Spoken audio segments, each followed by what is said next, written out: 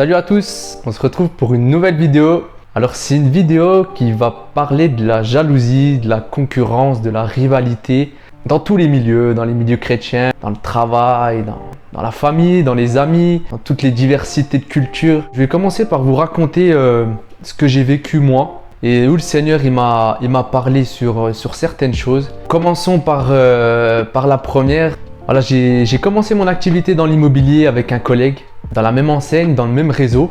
Voilà, on a fait la formation ensemble, on habitait juste à côté, donc c'était super pour commencer, pour débuter ensemble. C'est toujours un plus quand quelqu'un vit la même chose que nous dans les débuts. Donc au tout début, voilà, tout allait bien, on s'appelait, on se demandait qu'est-ce qu'il en était. Voilà, moi j'essayais de partager mes conseils avec lui pour l'aider, pour qu'on s'apporte, pour qu'on s'aiguise l'un et l'autre. Au fil du temps, je me rendais compte que c'était de plus en plus moi qui prenais des nouvelles, qui l'appelais, qui cherchait à savoir qu'est-ce qu'il faisait, voilà, à le motiver. Et en retour, au final, je voyais que lui, quand il voyait que voilà, j'avais des facilités dans certains domaines, je le voyais vraiment réticent, je le sentais en concurrence vis-à-vis de moi. Et je trouvais ça dommage. J'ai vraiment ressenti par plusieurs fois, voilà, au début je ne le ressentais pas forcément, mais de plus en plus je le ressentais, vraiment de la jalousie, vraiment de la concurrence.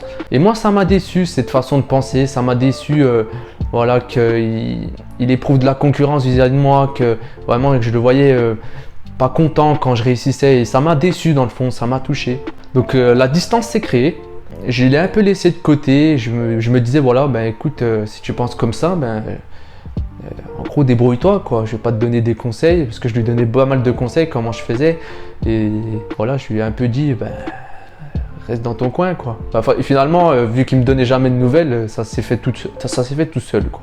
Et cette déception, ça a créé en moi cet esprit de concurrence en fait. Je voulais à un moment donné me voir mieux réussir que lui, à regarder, à fouiller, voilà, s'il avait plus de biens que moi, s'il avait vendu un peu plus, vous voyez. En fait, cette déception, cette façon de faire qu'il avait fait avec moi, eh ben il me l'a apporté en gros. Un soir, je suis tombé sur une émission à la télé. L'émission, c'est Apprendre ou à laisser. C'est un jeu un jeu pour gagner de l'argent. Pour vous expliquer à ceux qui ne connaissent pas cette émission, il y a plusieurs candidats. Il y en a un qui est choisi au hasard pour gagner de l'argent.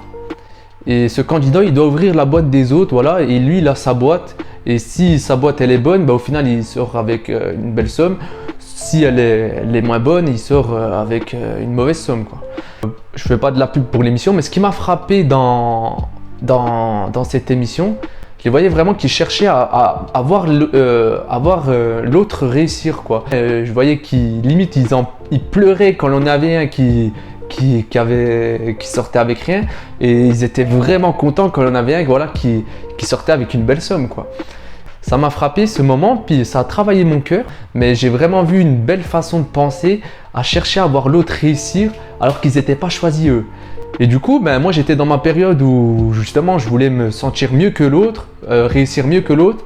Et à travers cette émission, ça m'a fait un déclic et je me suis dit, Samuel, c'est comme ça qu'il faut que tu penses. Même si c'est une émission, voilà, ça passe à la télé, bien sûr, il faut dégager une image. Je me suis dit, dans le fond, c'est comme ça qu'il faut. Il y avait un vrai message pour moi à ce moment-là. Et du coup, qu'est-ce que j'ai fait? J'ai demandé pardon à Dieu d'avoir pensé comme ça, et j'ai souhaité vraiment, dans ma prière, je donnerai des conseils à la fin. J'ai vraiment souhaité dans ma prière à voir mon collègue mieux réussir que moi. Et une paix s'est installée en moi, J'avais plus cette obsession à regarder, vous voyez. Je faisais mes choses, je faisais mon truc, je souhaitais du bien et je passais à autre chose, vous voyez. Et cette paix s'est installée en moi et j'ai vraiment vu que ça me faisait du bien, que ça a changé ma façon de voir les choses. Mais c'est vrai que là, ça m'avait contaminé, si je peux dire. Ce virus m'avait contaminé. C'est comme un feu un peu, hein. Comme un feu qui se répand. Et si on n'éteint pas le feu d'une certaine manière, finalement, moi j'aurais peut-être touché quelqu'un d'autre. Vous voyez ce que je veux dire? Voilà, le message que je veux partager, c'est aimer voir les autres réussir mieux que vous-même. Alors vous allez vous dire, celui-là il est fou. Pourquoi je devrais voir l'autre réussir mieux que moi? Pourquoi ça serait pas lui qui devrait me voir réussir mieux que lui? Alors vous voyez, cette façon de penser, elle date pas d'hier. Je suis retombé sur un passage dans la Bible, c'est les 12 apôtres qui se questionnent sur qui est le plus grand, qui sera le plus grand dans le royaume des cieux, etc. Et Jésus leur dit, que celui qui veut être le plus grand soit au service des autres.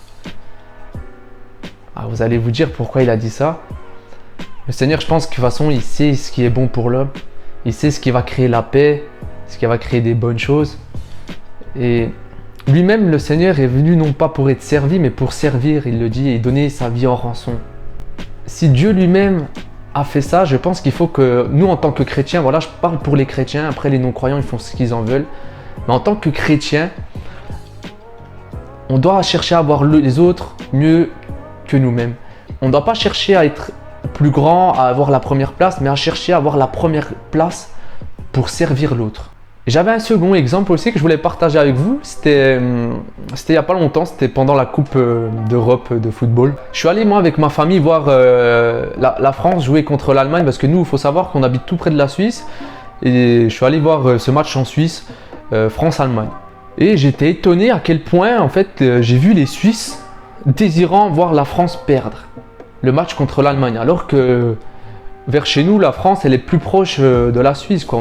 On est un peu plus proche, enfin dans ce canton-là, on était plus proche d'eux que l'Allemagne, quoi. On est plus voisins. Et c'est là que je comprenais pas pourquoi ils voulaient à tout prix voir la France perdre. Alors au fond de moi, ça a créé un peu aussi cet esprit de rivalité, comme je vous l'ai dit tout à l'heure. J'ai désiré aussi voir les Suisses perdre par la suite. Vous voyez, des fois j'entends des questions, des fois j'entends des pourquoi il y a des guerres, si tu existes, pourquoi il y a ci. Mais il suffit de regarder un match de foot pour voir des hommes à quel point se faire la guerre pour du foot. À quel point il y a de la haine pour des choses banales, quoi. Et le Seigneur m'avait rappelé à travers ce que j'avais vécu avec mon collègue qu'il fallait pas penser comme ça au final. Parce que si les supporters ils pensent comme ça, les autres ils pensent comme ça, après ça crée vite des conflits. C'est comme ça que les supporters ils se battent au final. Moi je préfère quand quelqu'un me souhaite l'échec, je préfère lui souhaiter la réussite. Quand quelqu'un me souhaite la mort, je lui souhaite la vie. Le Seigneur dira, bénissez ceux qui vous maudissent et priez pour ceux qui vous persécutent, aimez vos ennemis. Et vous voyez, c'est cette façon de penser que je veux apporter à cette vidéo, à cette chaîne. Tout ça pour vous dire qu'on a tous nos moments de gloire, on a tous nos moments voilà, de satisfaction, de bonheur. Apprenons à nous réjouir pour les autres, apprenons à voir les autres plus importants que nous-mêmes. En tout cas, voilà, réjouissez-vous pour ceux qui réussissent parce que c'est souvent eux aussi qui vont vous ouvrir les portes. Si vous avez du mal justement à voir l'autre réussir, si vous avez de la jalousie vis-à-vis des autres, voilà, je vous invite à vous mettre à genoux, à demander pardon au Seigneur et de demander à Dieu ses désirs, de demander à Dieu vraiment de prier pour que votre façon de voir les choses change. Même si on vous le rend pas forcément, marquez la différence. Le temps que vous passez à prier pour les autres, Dieu passe du temps à vous bénir. Il y avait une parole comme ça sur Facebook que j'ai appréciée. Vous voyez, des fois, il y a des personnes, ils demandent de la prière. Oui, j'ai pas ci, oui, j'ai pas ça, oui, nanani, oui, nanana. Mais arrête de te fixer sur toi-même. Regarde à ce que tu as et regarde à ce que les autres n'ont pas. Et tu verras que tu as beaucoup de choses et que tu peux prier pour les autres pour ce qu'ils n'ont pas. Et tu verras que le Seigneur te bénira comme ça. Voilà, en tout cas, c'était le message. J'espère que ça a pu vous aider. Et que le Seigneur vous bénisse. À très vite. Salut!